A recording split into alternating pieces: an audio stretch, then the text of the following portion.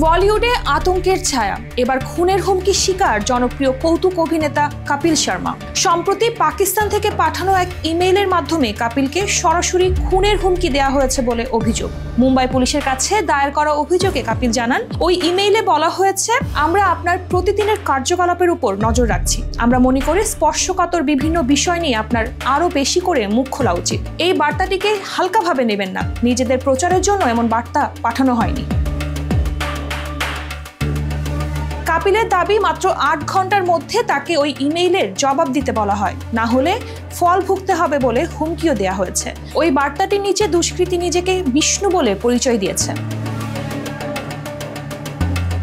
Police জানিয়েছে, প্রাথমিক তদন্তে ওই ইমেইলটি পাকিস্তান থেকে এসেছে বলে ধারণা করা হচ্ছে। এই হুমকি শুধু কপিলেই সীমাবদ্ধ নয়। এর আগে অভিনেতা রাজপাল যাদব, কৌতুক শিল্পী সুগন্ধা মিশ্র এবং নৃত্য পরিচালক রেমো ডিসুজার কাছেও একই রকমের হুমকি এসেছে।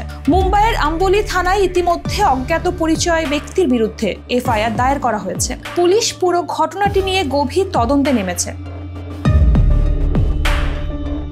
বলিউডে এই মুহূর্তে চরম অস্থিরতা বিরাজ করছে।